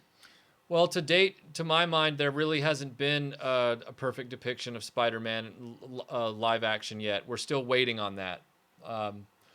And while we've had a perfect Superman actor in Christopher Reeve, we've never had a perfect Superman script. So there, these are the challenges of adaptations from source material. Let's see. First Friday the 13th, best in the series. I agree, but I just thought it was a different spin on horror movies. Let's see. Leg off the edge of the bed. Severe risk of boogeyman attack. 100%. You got to be careful with that. Jaws jumping out of the toilet bowl and biting your wee off. Yeah, I mean, when you're a kid, all kinds of stuff comes to your mind. Mm-hmm. Let's see. I have mixed feelings about MCU Spidey. I liked him, but I also got problems with this version, in my opinion. I definitely don't think that this is like a perfect version. I think it's enjoyable to me personally because, like Michael has said many times, I enjoy teenagery, like things that are set within teenager world. Mm-hmm. And so I kind of like the update. I kind of like them putting it in this context. Wildstar, thanks for the super chat. He says, Melinda, have you seen In Search of Darkness, the documentary about 80s horror movies? What did you think of it? It's new. I haven't seen it, so I'll have to check it out and let you know. Thunder Robot says, thoughts on the murderer Spidey poster in Morbius? I haven't seen the Morbius trailer, so I'll have to get back to you on that one. There was hang on, I think I missed something up here. It wasn't a question, but it was a super chat where someone just gave us money and didn't ask a question. And I kept meaning to read it, and there were so many other questions that... Brown Nut, thank you for the super chat. Didn't have a question. Let's see. James Harrelson says, yeah, I totally agree, and it's sad that Sony is pulling the franchise with bizarre takes on Venom, etc. Yeah, I mean, these rights issues are going to make things a mess. I mean, the current obsession with trying to intertwine characters to create more profitable cinematic universes has blown up in the face of DC Comics trying to emulate what they're doing, and it's also causing a lot of problems with things like the Hulk situation and the Spider-Man situation. If a company has to turn around and spend literally $71 billion just to get some of its characters back by buying a whole company outright, like Disney did with Fox, I don't think it's a sustainable model for success. They can't even get an established franchise that they own outright to be successful as a cinematic universe. They're still trying to do that with Star Wars, and they can't get it right. And right before this whole cinematic universe phenomenon happened, what did they do? They broke up the Star Trek rights, stupidly. So Star Trek really was the first integrated movie television universe, and we just didn't know that's what it was back then. And then they broke their own product. I wish we could just get back to focusing on one character, one set of stories, like Bourne, 3 movies about Jason Bourne that were all solidly written. I think that's the thing is like they need to go to like a contained, like we're going to do this many movies with this.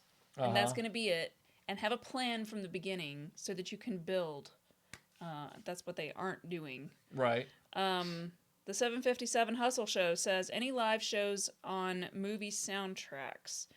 Also would love to have you guys on our show Monday night, Star Wars, or some other time. Be safe and don't forget to share the TP. Spider Friends, go for it. Live shows on movie soundtracks. I mean, it's certainly something we could talk about. It's hard on a video thing to talk about music because you can't play any clips. I mean, it would be me up here just whistling the whole time, and Melinda hates whistling. So that could end with me with a black eye. I'm not really sure. We could try it. I have plenty of soundtracks, but I don't know them all, and I haven't collected a lot of modern ones because most modern soundtracks are like that's the music. There aren't really themes anymore. I think the last real theme was Avengers. Honestly, Does that have a theme? yeah, Avengers the movie has a theme. Okay. Um, I haven't really been struck by any music from any of these movies that really stands out to me as being really noteworthy. Like think about like the Superman theme or Lord of the Rings or movies that have the music integrates with the storyline and then the first Captain America movie had a theme, and then they abandoned it for the next films, and it was like, why did you do that? Like, well, here's another question on those lines. Why I know why, but why conceptually do they always dump off like the Superman and the Batman themes in DCU? Like, right. Like, They why do should, they refuse to use them? Except like here's a little tiny snippet of it just to make you remember how good the old movies were. right. Yeah, it's a really bad decision making process, and everybody wants to put their stamp on something. And that was one of the best things about Superman Returns was that they used the music from the John Williams Superman score. Yeah. The music is faultless in that film. I don't understand why they don't do that. Yeah. Master Son, this is a really cool question. So he says, with COVID-19 and movie theaters in financial trouble, do you think this is the time to bring back drive-in movies? With the tech now, you could pre-order your food and parking spot via the app and have a great movie experience. Yeah. I think that is a killer idea. Yeah, it and really even is. after this whole thing ends, it would still be fun. Mm-hmm. I've always lamented the fact that I came just a little bit too late onto this earth to really experience any real drive-in movie fun. The only thing about drive-in movies in places that have hot summer nights, obviously you can only do it at night because it's a drive-in, and I don't really want to be sitting there with like 300 other cars all idling for 2 hours in one spot. No, you'd have to do it like seasonally, like in the fall and then also in the spring. Right. Like you couldn't do it in the heat of the summer. Right. Yeah. Yeah. Yes, Lost Boys. Someone says Daft Punk score. The score for the Tron movie, the second Tron movie, was freaking amazing. Like, I dare say it's better than the movie itself. Although I don't hate that movie. There are some, but I'm just saying, like, a lot of times with superhero movies, you would think that that's like your chance to really blow it out and go crazy as a songwriter, and it's almost like songwriters don't know how to do that anymore because they're so used to having to, and I'm not blaming them, I'm saying like the way movies are made now, and even his name is going out of Star Wars score guy. John Williams Talked about this, where he doesn't get like a long clip anymore to score. He gets these little snippets. And so the music feels clipped and short it's because he's writing based on what's on the screen, and he's only getting, because think about it, they're editing these movies until the very last minute. So the score writer, the composer, is not getting enough time with the material at any length to build a score, because a score has to build the same way a plot should. And that's how all of this stuff feels. Like they've got 45 teams, and every team is working on a 10-minute set of the movie. And anyway, let's see. Michael, as a World War II enthusiast and time travel fan, what do you think about the Final Countdown? It's a classic. It's a great song by Europe. It's a classic, sci-fi-ish cult film. To me, it's a footnote in cinema right there with Logan's Run or Omega Man. I don't dislike the film. I am not as what's so funny? 757 Hustle Show says, "See, got you talking about soundtracks." LOL. The films that try and take World War II and combine it with some sort of sci-fi phenomenon don't engage me as much. I don't mind fictional World War II films where they sort of make up a battle or make up a mission or something like that. But I need my World War II stuff to stay grounded in a kind of reality. And so I'm not as apt to go running out and watching something like Final Countdown. It was like that movie that just came out last year about the World War II guys that find themselves trapped in like a bunker full of zombies. And I'm like, I don't care. Like Final Countdown's better than that. I'm not trying to take anything away from Final Countdown, but it's not something I'm going to choose first. Knights of Old keeps asking about what I think about Buckaroo Banzai whistling. I haven't ever seen Buckaroo Banzai, so go ahead and send the hate for that. Michael has told me that I should see it. Yeah. But I haven't seen it. But I don't like whistling ever, so I probably won't like it. Chris Gatliff says, love what you guys do. Keep up the good work. We'll be sending a care package soon. What snack would you like? Where do you live? From where? Where do you live? Not specifically, but country. Just say what country you live. Right. People keep asking about our thoughts on Captain Marvel. I found Captain Marvel. You don't see it up here. It's right there. Oh, you do have it. Wow, I didn't know. I found Captain Marvel to be boring. It's boring. I did. I found it boring. I found the cinematography and the color palette was very muted and lackluster. It all looked very brown. Like the whole movie just felt reddish and brownish. It was very flat. There wasn't the plot itself wasn't very frenetic in even a comic book sense. I know by the end she was fighting Jude Law on a spaceship or whatever, but the movie just never got going. It felt like a roller coaster where you're going click, click, click, click, click, and you're thinking, oh man, this is going to be amazing. And then you get to the top and it goes, oh, it's the kiddie coaster. And it just kind of, in many ways, it felt like the X-Men movies with Bryan Singer, and as far as the action, it just never quite did anything memorable. And it felt very paint by numbers. Like, yeah. I don't really know. There were things that seemed like they could have been cool. And then there were things that were inexplicable. Right. Like why they made certain decisions. Like you talked about Rambo, what's her name? Yeah, Monica Rambeau. Like some of that all of that was kind of weird, and I don't know. It just sort of felt it was pretty forgettable to me. And of course everyone talks about Brie Larson being very unlikable, which she is. I want to look at her and go, sweetie, you're not doing us women any favors by acting the way you're acting. Like, it's not,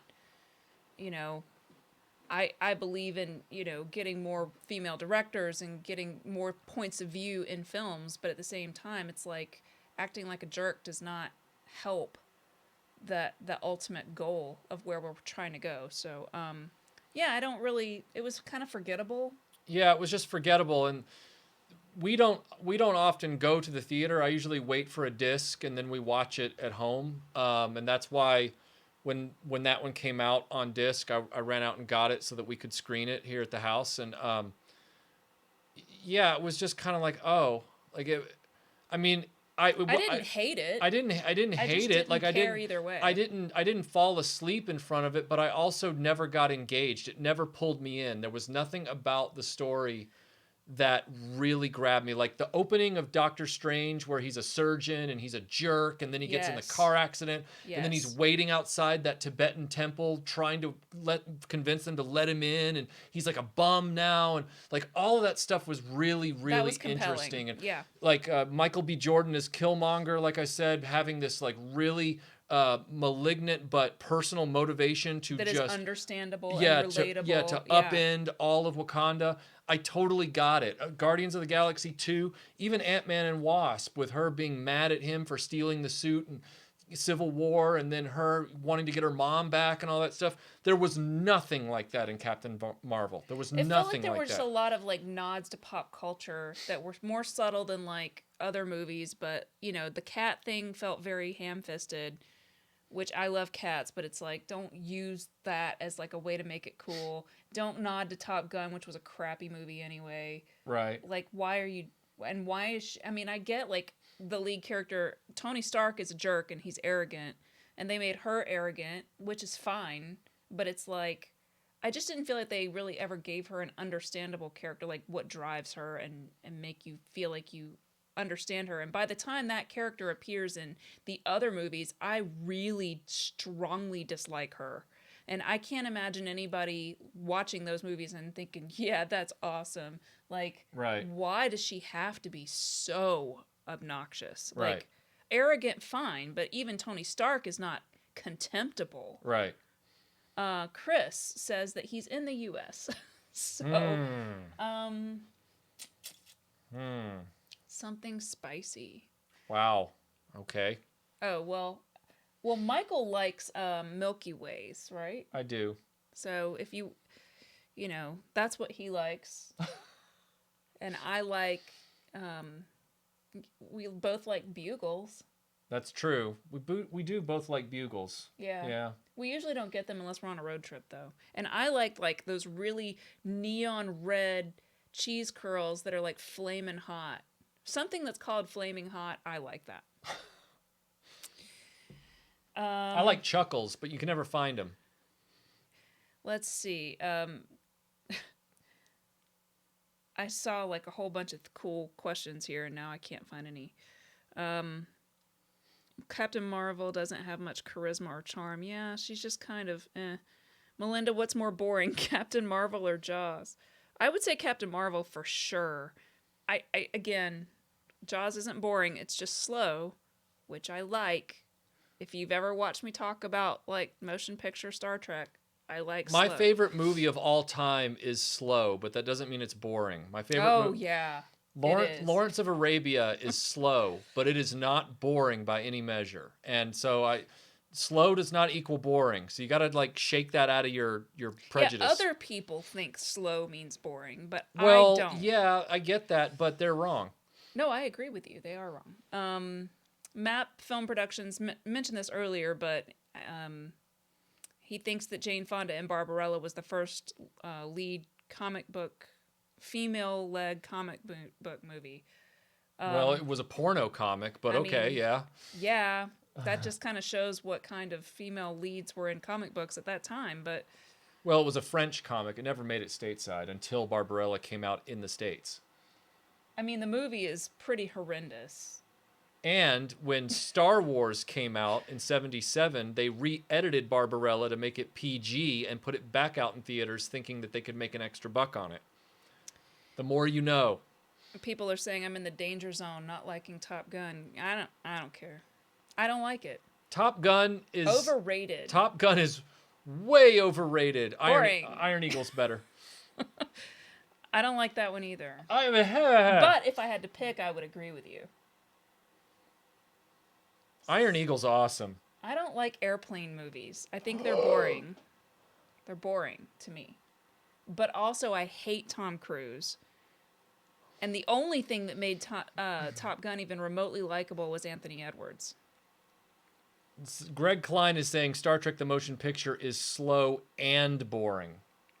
That's fine. Everyone has an opinion. A lot of people don't like that movie. Logan Michael says, where do you pick up your Legends? I usually, if I can find them in stores, which I found a selection of these in stores, I do. Then I eBay for the rest. I've also had a few very kind donations from friends who were able to hook me up with a few of the different characters. So yeah, it's a mix, but mostly it's in-store and eBay. Van Dan Rosario says, have you guys watched any of the MCU related shows on Netflix? No. The only one I've watched ever is Agent Carter, and that wasn't on Netflix. I own that on Blu-ray, but that's because of my devotion to Captain America within the MCU. Barbarella did give us the name for Duran Duran. That's true. Duran Duran also comes up in my upcoming Dreamland podcast. Cute Fluff says, I love Tom Cruise. I mean, everyone loves things. That's fine. I am not a fan of him, and I will not watch movies that he is in. Really dislike him. There was a question over here. Who would you choose to play Rogue? Now or at the time when those movies came out? I mean, I guess anyone ever, because anyone ever would have to be better than Anna Paquin. I mean, at the time those movies came out, which would have been 2000, 2001. Gosh, I don't remember who was around at that point who was roguish, honestly. Master Son says, Michael, this is the first time we're at odds. As an ex-military aviator, Iron Eagle is not better than any military jet movie. But it is a military jet movie. Oh, you're saying it's at the bottom? You're saying it's at the bottom of the heap? No. No, it isn't. No, Iron Eagle's great. I'm not saying it's the greatest military jet movie ever. That would be insane. But I certainly have watched it far more than I've watched Top Gun, which is a ridiculous movie. It's really ridiculous. is. I watched Top Gun. Here's the story. I watched Top Gun on a plane, which tells you something, when we moved to Alaska. And so, and even with that, like, I literally had nothing else to do. I was still bored. Like, it was like, I didn't like any of the characters, but I've always had that reaction to Tom Cruise. Even before I found out he was a cult leader. Like, someone says Jessica Jones is good. I actually watched like 2 episodes of Jessica Jones, and I mean, listen, a lot of those shows are probably good and have a lot of good things in them. For me, personally, it's just, I just don't have the time in my life to watch every single one of these types of shows. It's like I watched the first season of Stranger Things, and it was okay. But then it was like, I don't really feel the need to watch any more of this. So I haven't seen any of the subsequent stuff. And you didn't even watch the first season. I watched the first episode with you. You watched the first episode. Yeah. But, Melinda, if you hate Top Gun, you must love Hot Shots. Nah, that's like spoofy. I don't like spoofy. I just don't like anything to do with it. It's just that culture of, my dad's a pilot, okay? He's not a jet pilot. He's a helicopter pilot, but still, like, there's a sort of a personality that goes along with being a pilot that I got plenty of in my real life. Like, I got exposed to a lot of other pilots. They were all around me all the time. So I think that for a lot of non-military people, that stuff is like foreign and cool and interesting. But when you live it every day, it just doesn't have the same mystique about it. So it's just sort of like, I think that's why those things don't resonate with me as much. Just a hypothesis. Does Melinda not like the airplane movies? No, I don't like the airplane movies. I don't like spoofy, corny, slapsticky type of comedy. Not my thing. Joseph, I do really appreciate Ben-Hur. I don't have a problem with that movie. It's not in my top 10 or anything, but I really have a lot of respect for it. Name your most iconic comic covers of all time, please. Action Comics #1. Let me think. G.I. Joe #1. Yeah. Hold on. I'm getting there. Dark Star, thank you for the super chat. He says, these Saturday live streams are awesome. Can you guys test your thetan levels next time? There is a Batman cover. Help me out, Clobbering Time. There's a Batman cover that I thought was amazing. I think it's from the 70s or maybe the early 80s, where Batman is on a fire escape or possibly the roof of a building in a pouring rainstorm at night. And he's got his flashlight, his bat flashlight, and he's walking along the edge of the roof. I always thought that was a great comic book cover. I loved that one. Let me think. I know there's a Spider-Man cover in there somewhere I'm forgetting. Oh, I'd have to go back and look. I'd have to go back and look at them all. There's so many good comic book covers. My favorite comic book cover is the one that Neil Gaiman autographed to me that I have upstairs. It's a special #1 of Orpheus that Neil Gaiman wrote to me on. So that's my favorite comic book cover. People are asking if I like Blazing Saddles. No, not really. Do you guys like 80s sword and sorcery movies? Well, it depends. I mean, like you're 100%. I like the Conan films. I even have a soft spot for Red Sonja as part of that whole package of weirdness. Then there's ones that are real bottom feeders, like Deathstalker and Wizards of the Lost Kingdom. They're really bad, but I saw them as a kid, and so you sit there and you watch them again as an adult, and you're like, wow, these are terrible.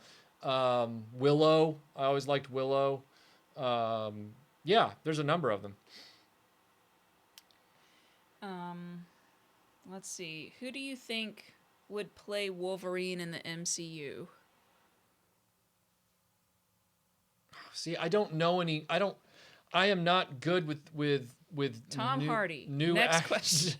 I don't. I'm always just going to answer Tom Hardy because I don't know anybody else. Wayne Gretzky. No, I like that.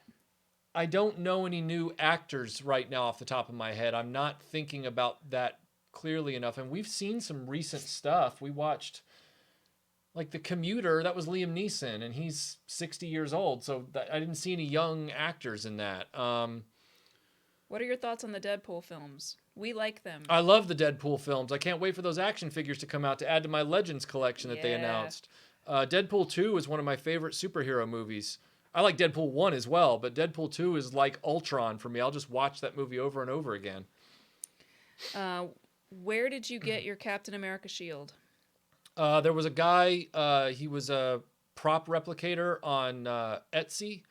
And you have to vet, if you're doing third-party stuff, fan-made stuff, you always have to do your homework and, go on the RPF and vet them very closely because there's a lot of fly-by-night people that make garbage. But this guy really was doing it right, and he made a beautiful piece. And he did them in the various versions. He did weathered ones and stealth shields, and all based on the original Winter Soldier Ultron movie prop. So I was really fortunate. Marius says, I want Jensen Ackles to play Wolverine.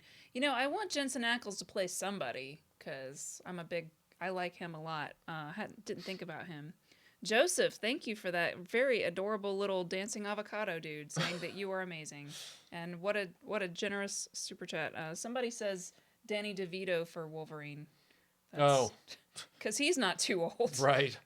What did Van Dan ask? What did you think of Logan? We haven't watched it yet. I plan to. We just haven't gotten around to the theater to see it. I mean, obviously it's out of theaters now, but we didn't get around at the time.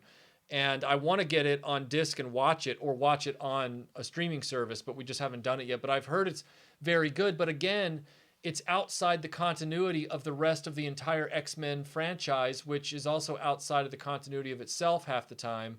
So what was the point of that versus the Dark Phoenix film versus Apocalypse? It just gets so just, you know what I mean? Like it just, what a mess. Bren Gunn must be Canadian. He says, we're so proud of Deadpool up here, eh? Hey, Deadpool's great. He's the man.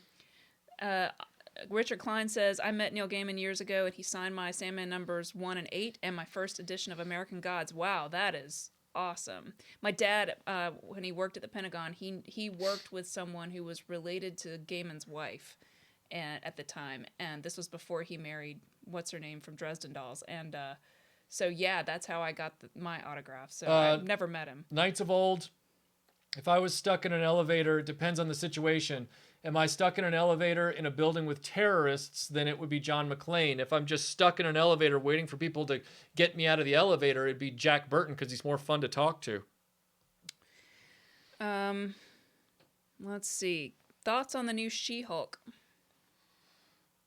I haven't heard about. I heard they were trying to cast it, but I didn't know if they've actually finished casting She-Hulk yet. Or, wasn't that one that they said they were gonna cast the lady that I always wanted to be Wonder Woman? Gina Carano. Yeah. Weren't they gonna cast Gina Carano as She-Hulk? I think that was another fan casting. Or were they just sort of fan casting? Knights of Old. I did not say Logan was bad. I haven't seen it. I said I haven't seen it, and given the state of the Fox X-Men continuity, is it worth the time to put into it? I don't know why when I say things like this, people assume I just said a movie is a piece of crap. You just said it's boring. Yeah, apparently I just said it's boring. It's boring. Who is on your Mount Rushmore of Marvel characters? This was from many hours ago, but Spider-Man, Captain America, Hulk. Yeah, Spider-Man, Captain America, Hulk, and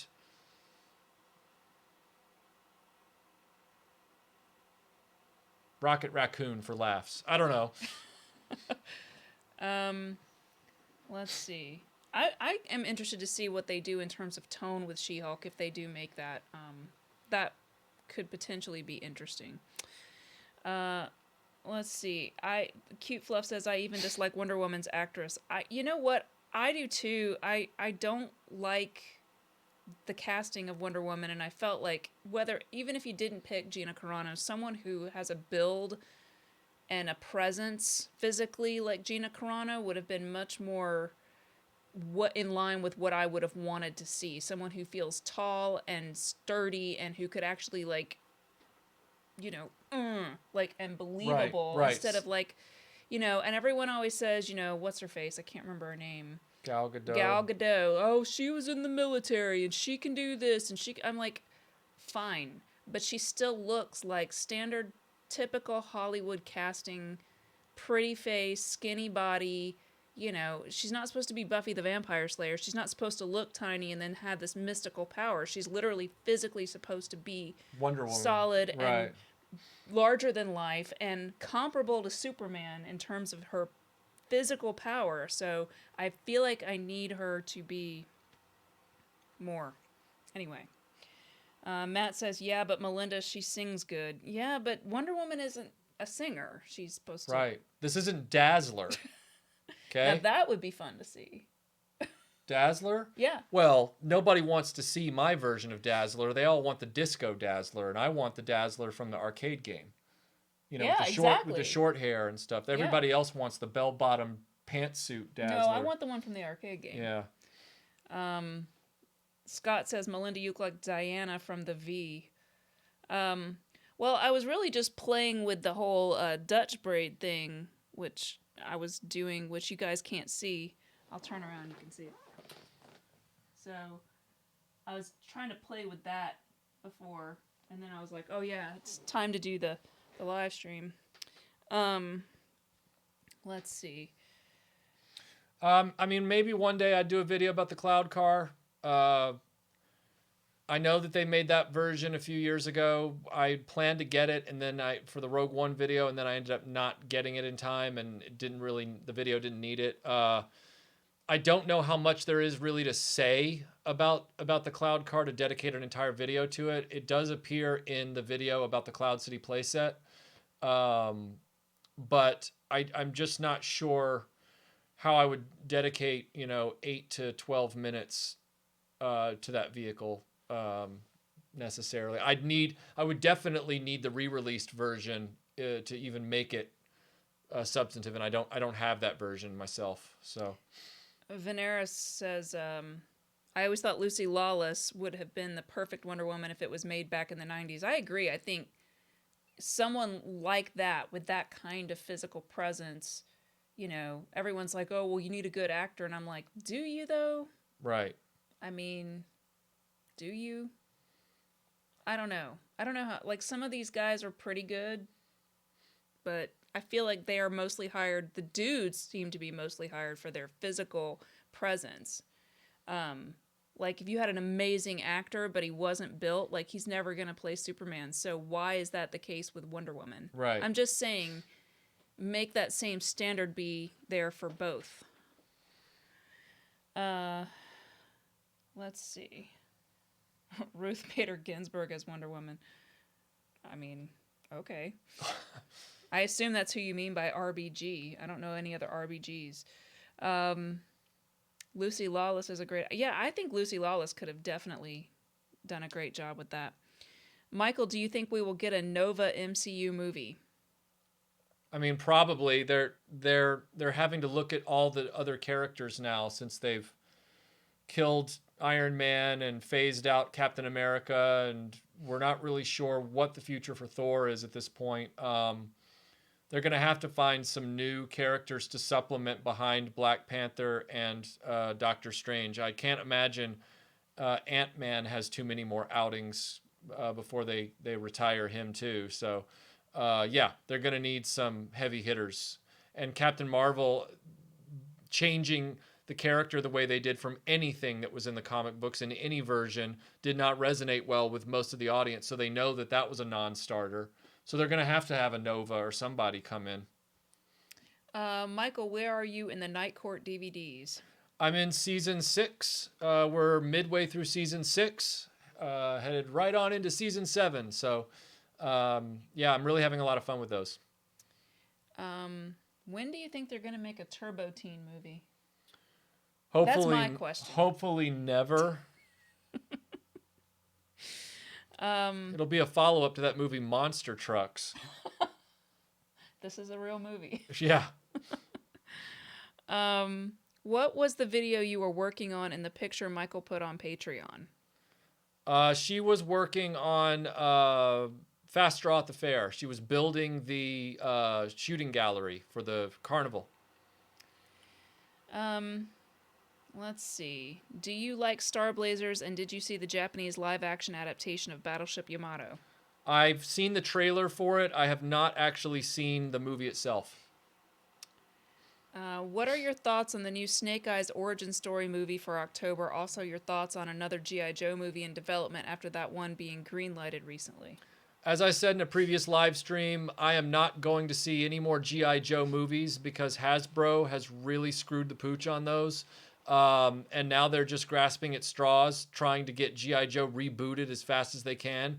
I do not think Hasbro has their act together when it comes to being a movie studio, and I will not be, based on their terrible track record, I will not be going to see those films. It is not me, quote unquote, boycotting. That's not, you go do what you want. But the only way as consumers that we can get our point across is to vote with our individual wallets. And so I have no interest in seeing their product, and I do not feel obligated to give it a try simply because I was a G.I. Joe fan back in the day. Monkey Boy, thank you for the super chat. He says, this live stream is the best thing about Saturdays. Thanks, man. Midnight's Edge says, Monster Trucks was based on the idea of a 5-year-old who happened to be the grandkid of the studio president, no joke. Isn't that like Gummy Bears? Like the guy at Disney, what's his name? Like his grandson or son was really into that candy, and so that's literally why that cartoon got made in the 90s. Yeah, or like Stephen King's son just sending ideas to Hasbro, and they made G.I. Joe figures out of it. I mean, well, we're coming up on time. We've basically been on for 2 hours, so are there any other final thoughts on the Marvel Cinematic Universe? Like, I think it was a fun ride all the way through. And I think that I think that even though Endgame wasn't as good as it could have been, it was not a disappointment in the overall sum. yeah. And it was a good way for certain things to end. I think this whole movie series has been a cinematic history phenomenon. And I think it's a shame that we probably won't see the next phase of this be as successful because of things they're changing. I don't think this can be replicated. I think much like the original Star Wars trilogy doing what it did, I think this was a once in a cinematic How much do you think it had to thing. do with the guy behind the scenes that actually cares? Like, haven't we talked about that? Like, yeah, it's Kevin Feige deserves a lot of credit for this, and also, the studio staying largely out of his way to do all this, but toward the end, things started to slip up. You could start to see the problems. And I'm just glad that the characters that we liked kind of, got through this as well as they did. I don't see myself, being able to pick up the pieces after this because I'm not going to watch Disney Plus. Chris, thank you for the super chat. He says, yeah, buddy, I made the live stream live. I just wanted to say I love you guys. I binged your Dragon Con videos. Take care and stay safe. Thanks for everything. Thank you, very Chris. welcome, man. Thank you, Chris. Appreciate that. Tim, did I miss a super chat? I guess not. He was just telling me about that super chat. Oh, okay. So I guess that's pretty much it. Yeah. Oh, Okay, maybe not. Master Son says, I sent another great surprise to both of you. Thanks for these live streams. You're welcome, man. Thank you. Scott says, thank you for the live stream. I look forward to whatever my corporate overlords provide next. And if you disagree, you're clearly not an actual fan. that's funny. That's funny. Okay, so next week we're going to do what?